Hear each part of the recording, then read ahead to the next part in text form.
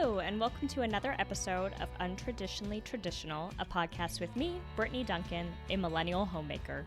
Join me each week as I share all the things I've learned that make keeping your home, garden, and life running smoothly, all while working. If you are enjoying the podcast, please be sure to subscribe in your favorite podcasting app so you get the episodes downloaded straight to you every Monday. Now, on to today's episode. Hello, and welcome back to another episode of Untraditionally Traditional, a Millennial Homemaker. If you're new here, this is a Friday episode, and on Fridays, I usually try to tackle a particular skill or learning point. I want you to walk away feeling like, okay, now I know the ins and outs of XYZ. Monday episodes are more conversational and thought-based. These are the episodes where something like hits me during the week and I know I need to do an episode about it and unpack my thoughts around the idea. And sometimes because I'm human, the lines blur together because that's what inspiration strikes and gives me. What are you going to do? So today I'm going to talk to y'all about cast iron. What is it? How to use it? And possibly most important, how to care for it. When it comes to cast iron, there is quite a history, actually. And I say we loosely because I know we have listeners around the world, but here in North America, we were some of the last to know about cast iron, last to jump on the bandwagon. China was the first to bring cast iron to the world in the form of a wok about 2,700 years ago. So it's been around, you can say. Then it made its way through Europe in various forms, but really it only took hold in North America in the 1980s. Most commonly, we see the cast iron skillet. Dutch oven is another popular form, and the griddle. I like to think of cast iron as like the universal cookware, but like for a really long time, I thought of it as like strictly a camping cookware, to which it is great over a fire.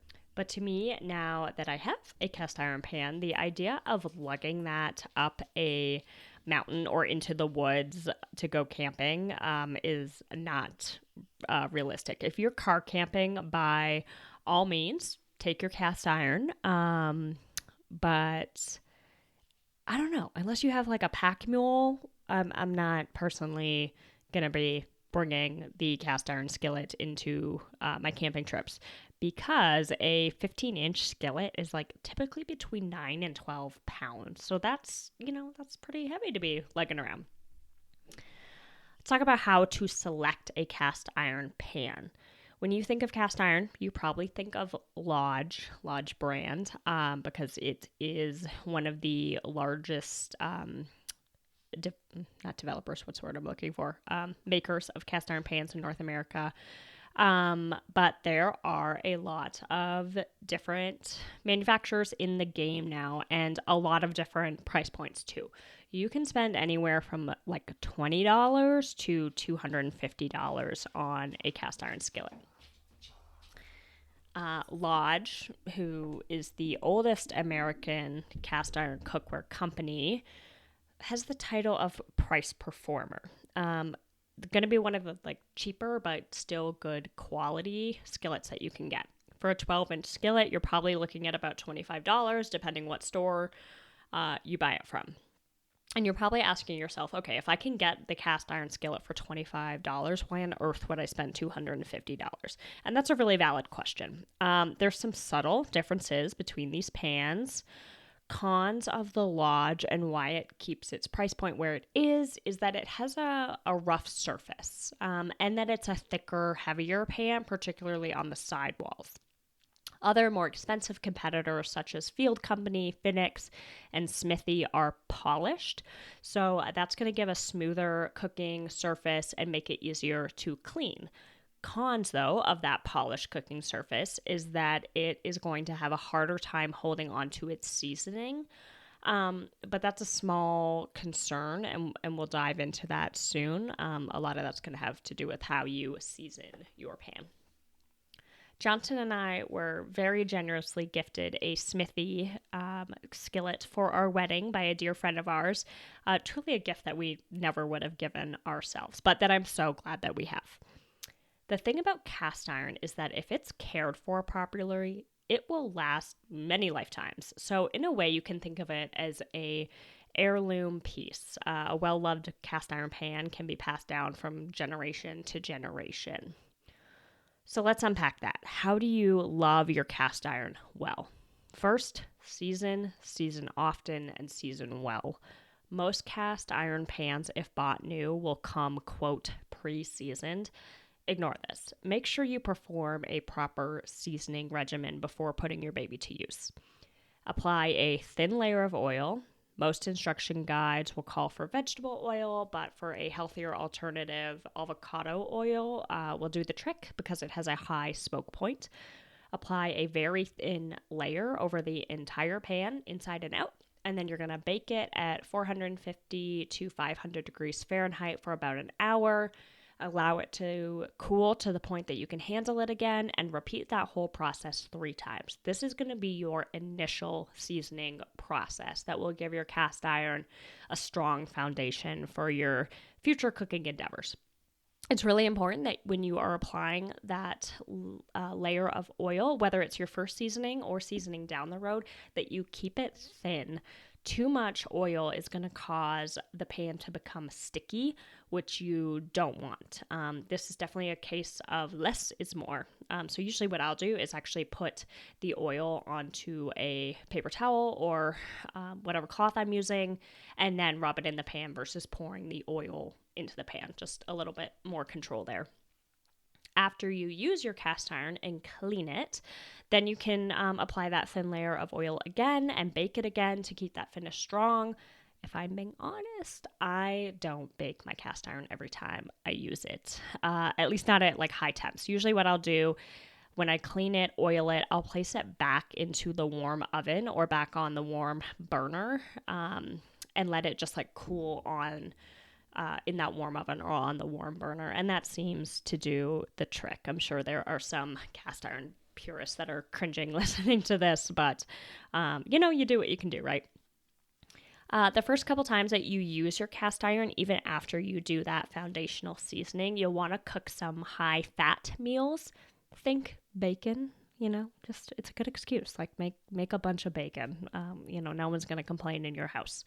Avoid any acidic foods to start off with because that acid is going to fight the seasoning that you're trying to build up. After you build that seasoning up, though, you can totally cook acidic things in your cast iron. I used, tomato-based dishes or other acidic meals, and it's totally fine. So don't feel that you can never cook acidic foods in your cast iron. The big thing that most people don't understand about cast iron is the cleaning process. And it's really incredibly simple, but it must be followed. Hot water. That's it. This is what you're using to clean your cast iron. For the love, do not, and I repeat, do not put soap into your cast iron. Don't use a sponge that had soap on it. The reason that you want to avoid soap is that it's just too harsh. It's going to strip the oil. When you think about what soap does, I'm just going to use Dawn as the example because, the commercial with the little duckling that's covered in oil and then they put the Dawn soap on and then you've got a cute little yellow duckling again that's all clean. Kind of same idea. You've got your beautiful seasoning built up on your cast iron pan, but you put that harsh Dawn soap in there and it's going to strip it right off. Really any soap. So what you want to be using is hot water. I highly recommend buying a chain link cleaner, which is basically 100% metal. It's a piece of chain link, but think of it like a scrubby. It's not steel wool. I'll put a link to one in the show notes so you can kind of see what they look like. They're pretty cheap. They again range in price, but basically the price is just dependent on how large the scrubby is. We have I don't know, trying to look with my hands here. Ours is probably like a 4x4 little square, and it's great. And if you have something that's like really, really stuck on there, that chain link isn't doing what it needs to do. Or alternatively, if you're restoring a cast iron pan, you can use coarse salt. So basically, you're going to put that coarse salt in there, rub in circular motions, and that's going to loosen up whatever you've got going on. If you find a cast iron at a reuse shop, or if you accidentally leave yours outside or in the sink and it rusts, don't throw it away. You can use a grill stone to get that metal down to its original form. And then what you're going to do is start that seasoning process over, basically treat it like a brand new pan. When you're using the grill stone, use oil and that stone. Basically, the oil is going to be your like liquid, so to speak, or lubricant. That's what you're going to rub the stone on the pan with, is that oil, and it's going to loosen up that rust. You can also do this with a griddle. If you have like a grill, we have a black stone, and we made the mistake of putting our black stone out even with the cover on before we had seasoned it, and just like from the humidity in the air, which we live in Boise, Idaho, it's not a humid place, rusted it. And so like right off the bat we had to use this grill stone, but it's perfect again. So a grill stone's a good thing to have in general if you have a griddle or cast iron or anything like that. Okay, so now you're probably thinking that cast iron is a lot of work and maintenance. And it is, but at the same time it isn't. Once you have that solid foundation, seasoning foundation, what you have is like a thick, even cooking surface that is essentially nonstick, meaning that your cleaning should really only take hot water and a light scrub, and it should be good to go. Wipe a little oil on the pan, store it in a dry location. I know a lot of people keep their cast iron in the oven. That's a great spot, except just don't forget to take it out before you preheat your oven, or it will be very toasty. I think that a 12-inch cast iron skillet, it should be a staple in every kitchen. Cooking with cast iron is a learned skill. You're going to burn some things. You will forget to oil your pan and need to give it a little extra love. But once you learn how to use cast iron, you're going to love it. It's not my everyday pan by any means. Y'all have heard me talk about stainless steel and why I love that. But between the stainless steel, the cast iron, and our Blackstone griddle, that's like mainly how we cook all of our meat. And the cast iron is just going to give you that like grilled feeling of meat, except you're not having to like fire up the grill and get involved with all that. So cast iron is a great go-to if it's like raining or cold or gross outside, but you still want like a little bit of like a good crust or like grill-esque finish on your meat. So hope this is helpful. Don't be afraid of cast iron. Don't be afraid to like get the Lodge pan. As I was saying, like we have the Smithy. I love it. But don't feel like you have to spend $250 in order to have a good cast iron pan.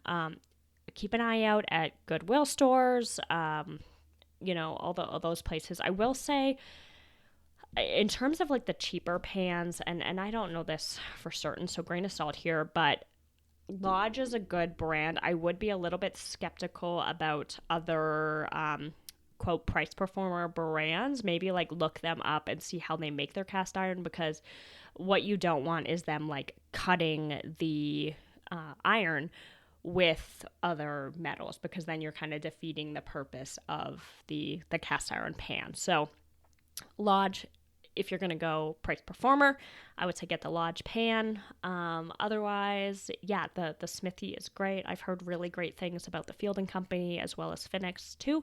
So keep an eye out for those and sales. And yeah, just think of it as a long-term piece. If your parents have one or your grandparents have one that they're not using anymore, it can be an old pan. It can be not seasoned for 50 years, and you can bring that baby back to life. So that's always kind of special too, if you have like your family cast iron pan. Like, oh, this was my grandmother's cast iron pan. That's pretty cool.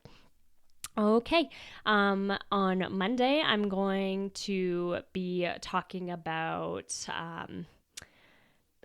basically no grit, no pearl, putting in the work in order to get the results that we want. So I will see you back here for that episode. Thank you for listening to this episode of Untraditionally Traditional. If you enjoy the podcast, please share it with those special people who would love it too, and write a review. For more tips and photos of my home and garden, follow Untraditionally Traditional Pod on Instagram. Until next week, let's continue to make our homes places of joy and service to ourselves and those we share them with.